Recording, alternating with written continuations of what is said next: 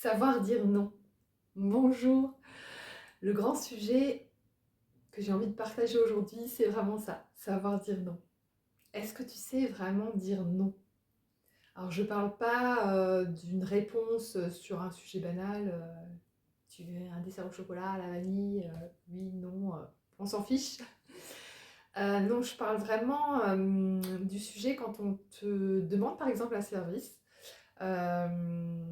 Est-ce que tu veux garder mes enfants ce week-end? C'est une très bonne amie qui te demande ça et puis toi tu es là, tu te dis: «Bon, oui, je suis libre», mais dans ta tête, tu avais prévu en fait juste de rester tranquille, peinarde, avec un bon bouquin, te reposer parce que tu es fatiguée de ta semaine de travail. Mais en même temps, c'est une très bonne amie, tu as pas envie de lui refuser, elle risque de mal prendre aussi. Est-ce que peut-être elle ne va plus t'apprécier? Et puis, ça t'est peut-être déjà arrivé aussi de prévoir une sortie avec un ami, une amie, et puis arrivé le jour de la sortie, ben, en fait, tu te sens pas très bien, tu as mal à la tête, ou tu as passé une mauvaise journée, tu es un peu, bon, peut-être un peu fébrile, quoi. Tu pourrais quand même sortir, mais voilà, tu pas très bien. Et est-ce que tu as le courage d'appeler la personne et de lui dire, ben, en fait, non, je vais m'écouter là parce que je suis pas bien et je ne vais pas venir? C'est très compliqué parce qu'en fait, ben, tu as peur de décevoir l'autre personne, tu t'es engagé dans quelque chose et tu as l'air un petit peu égoïste en le faisant. Ça peut être aussi, un autre service, par exemple, on te demande de déménager tout simplement. Ça engage, d'aller, donc donner un coup de main, de porter les choses lourdes et puis, là forcément tu pas très envie parce que, ben, ton corps il est pas fait peut-être pour, hein.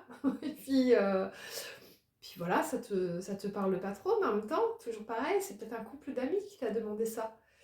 Et puis, ça te convient pas, mais en même temps, tu as peur de leur dire non parce que peut-être que eux ils t'ont déjà rendu un service précédemment, ils t'ont pas dit non et puis, ben, ça ferait aussi, ben, peut-être mal vu de ne pas rendre un petit peu l'ascenseur.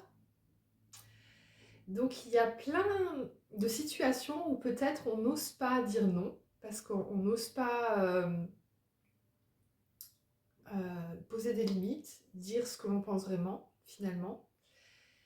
Moi, j'avais un ami qui arrivait très bien à le faire et c'est vrai que des fois ça m'agaçait parce que, on prévoyait une sortie et puis, en allumant mon portable le matin, bah, j'avais un message, on me disait: «Ouais, mais en fait, j'ai pas bien dormi, je suis fatiguée, là, je vais pas venir». J'avoue que j'étais agacée et puis, bah, finalement, j'y allais toute seule, mais avec le recul, je me suis dit: «Non, il s'écoute et il a bien raison».